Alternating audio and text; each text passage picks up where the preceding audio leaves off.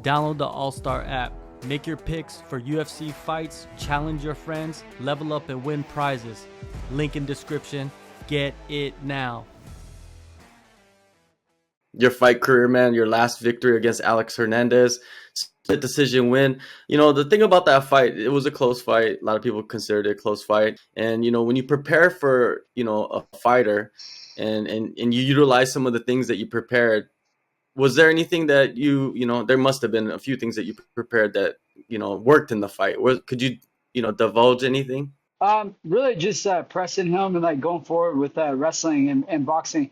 I knew that right hand was going to land a lot because he threw a jab a lot and he was like really lazy with it sometimes. So, you know, you prepare for these fights and then that's why I talk about I like short notice fights because you might have a 3 month camp and then go out there and have a bad weight cut, bad performance, and then then they put you on the shelf for the same amount of time. So when you take short notice fights, you're doing them a favor and you're getting you don't have time to overthink everything. You don't have time to overplan, overtrain. So I train every day. I'm always on point with my diet. So I'm ready to go all the time. So when the opportunity came up for July 20th, I was really excited for that. But now it got pushed back 2 weeks and it's only giving me more time to prepare. And I'm so ready.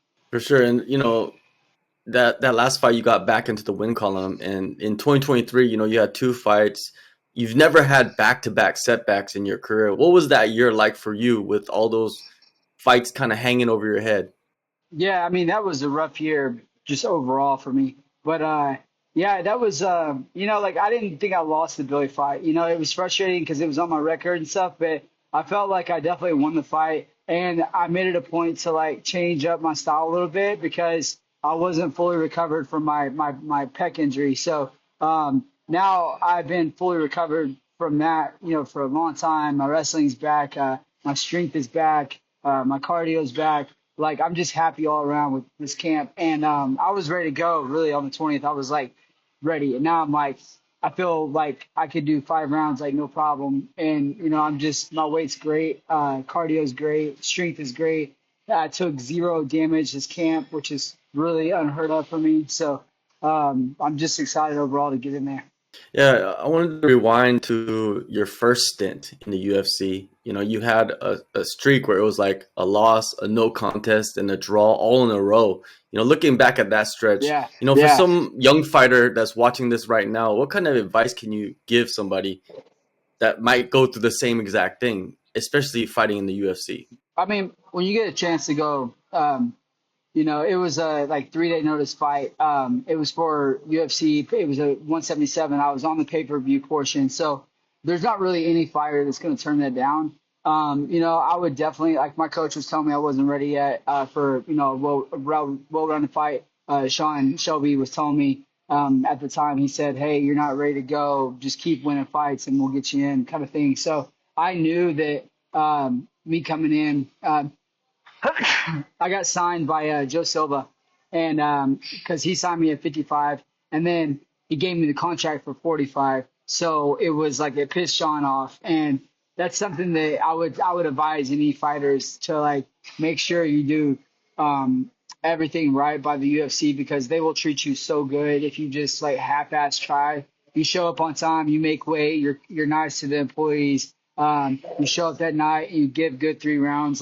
If you can do those things, you're going to be in the UFC for a long time. They're going to take care of you. And just all young fighters, I think that everyone sees teammates that are doing well and they see them having success and they think, oh, I'm training with this guy every day. So I'm at that level. And it takes time, man. It takes so much time, so many reps before you really find your style. And, I think that just now stepping back and being a coach, I'm coaching all the time. I'm training all the time. I'm hearing what these guys are talking about when they're one fight in and they're ready to go pro. And I'm like, hey, bro, you just started training 6 months ago. Calm down. It's just funny because I see what you're saying with young fighters wanting to rush it because we live in a world now where everyone watches the best of the best. Because if you're on Instagram, no one posts a shitty day. Everybody posts the great days and everybody posts all the great success. And there's very few people that will come out after a big loss and talk about their losses like that. So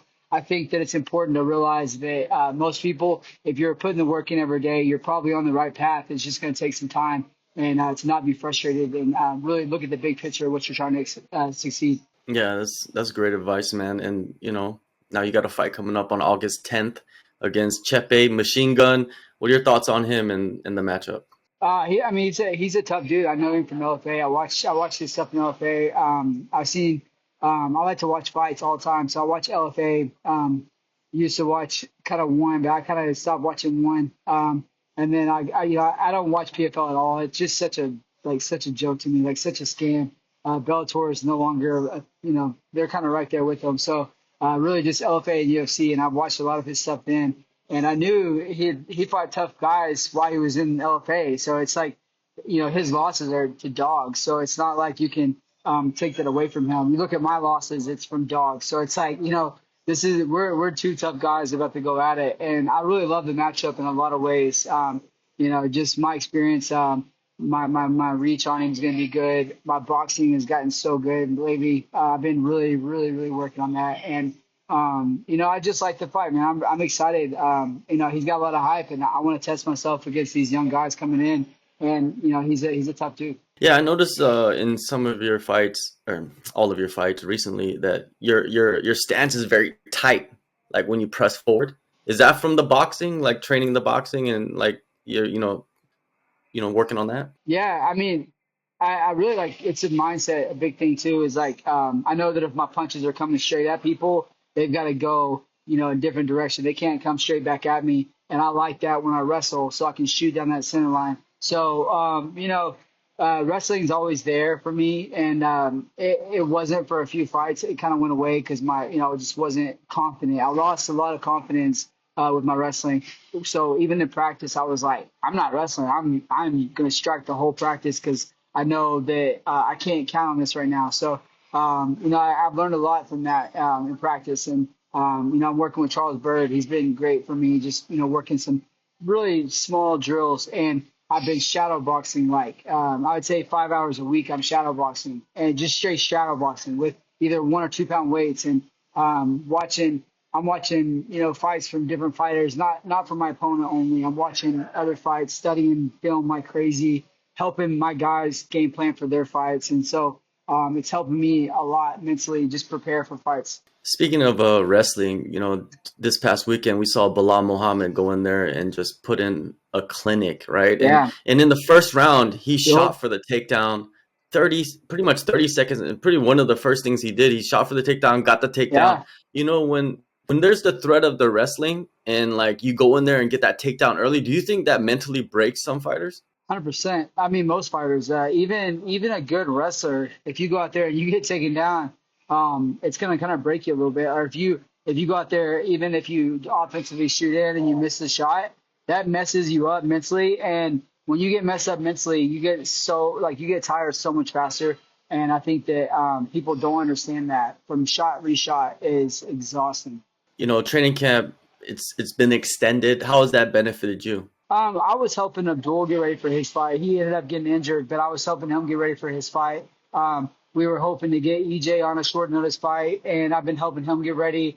And then really at my gym at Lakeside, man, I have so many young guys that are fighting now, and so I'm doing like 15 rounds, just playing around with these guys, slapping them around, working on my spinning techniques, working on, all my boxing and all my flashy stuff that I don't hit in fights. So it's been great, man. I'm just happy right now. So that helps a lot. And obviously you have your own facility, and it's almost like you get to put it together with what you want inside of it. So like, what have you added to the facilities that allowed you to, like you talk about the sauna? That's something that's very important to have just in your grasp. Yeah, I mean, what's cool thing is that I worked out a deal with 24 Hour Fitness, so I'm actually in a 24-hour fitness facility, and it's like amazing.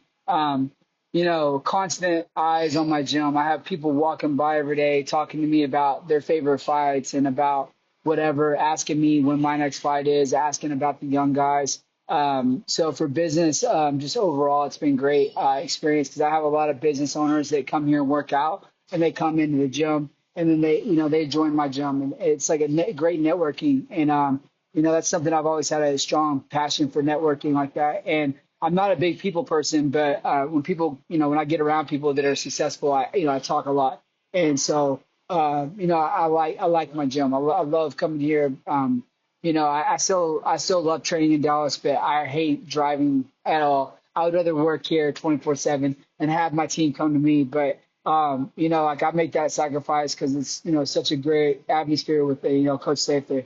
Yeah, when you do go over there, like who have you been working with to prepare for someone like Machine Gun Chepe? Well, Coach, and Charles Bird, those are my coaches. Like Striking and Coach Safe's my main coach, and then really just all my guys there from 55 to 45, and I've been working with Jeff Niels came to my gym and taught a few times, and I've taken his classes, and just really breaking down technique, stuff that I don't work consistently. I've been on it so much for like this is going like 6 months where I've been shadow boxing like 4 to 5 hours a day. Like I mean every freaking day. Or not a day. I'm sorry, a week. I've been doing so much, and it's been awesome. I've learned a lot about myself and about where I'm lacking. So Yeah, you're 35, so obviously people are going to be like, you're like, where are you in your career right now? You know what I mean? A lot of people say oh 34 is that man, age. I'm like I've my weight's better than it ever has been. My cardio, I feel like is better than it ever has been. My strength is through the roof, and I think just having that downtime where like I was opening my gym and I was injured was kind of a good thing because it stopped me from overtraining on my chest, and it let me have some time off to heal up from that. And now that my gym's successful, I have so much support from Rockwall, Texas, like all over Texas, and it's just great to have that. And mentally and physically, like I'm just through the roof right now. And I'm gonna be 36 on the 8th, so in a few 2 weeks I'll be 36, and I honestly feel better than I ever have, all around. And I don't know what that is, but I think it really is just getting past all these big obstacles this last year has given me.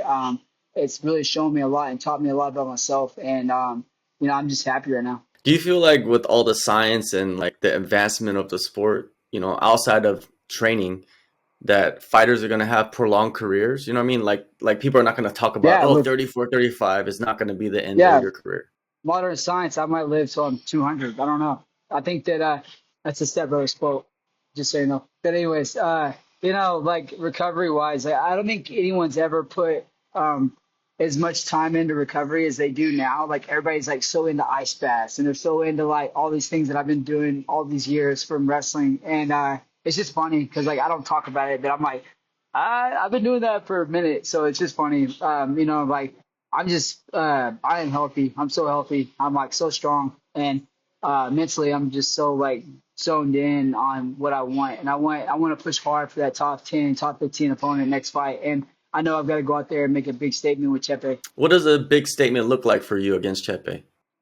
Finish for sure. I don't know how many times he's been finished. I don't know his stats or anything, but I know that in the UFC, he came in at short notice, had a great performance against a tough dude, and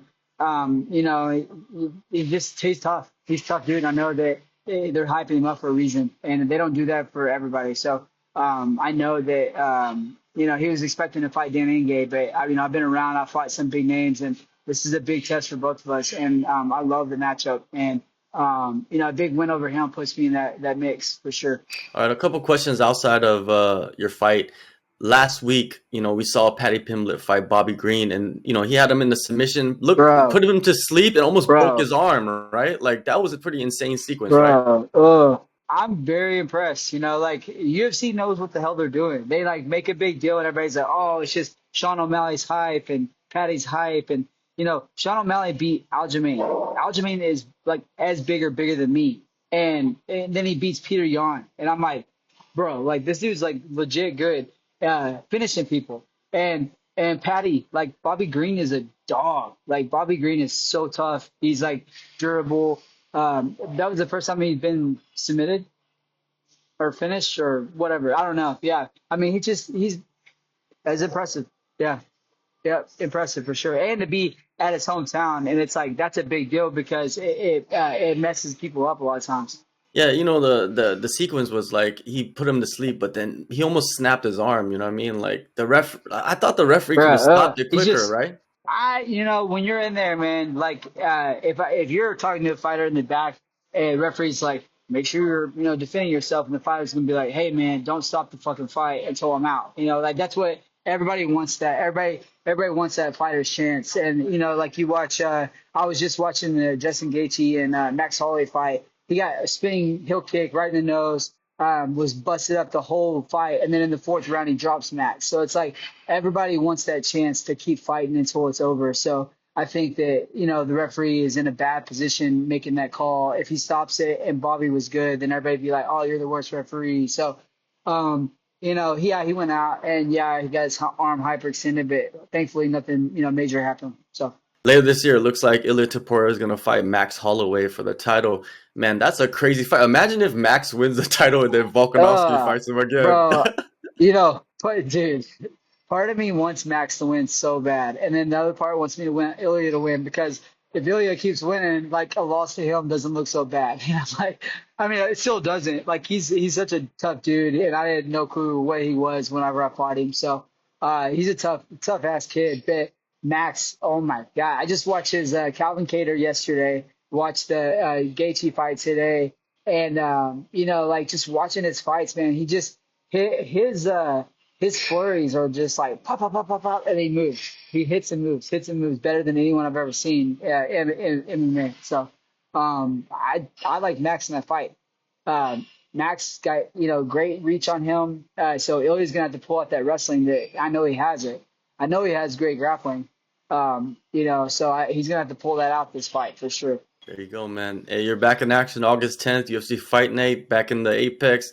Damon, always good catching up with you, man. All the best coming up, and we'll see what happens for the rest of the year. Oh yeah. All right. Appreciate it, man. Thank you.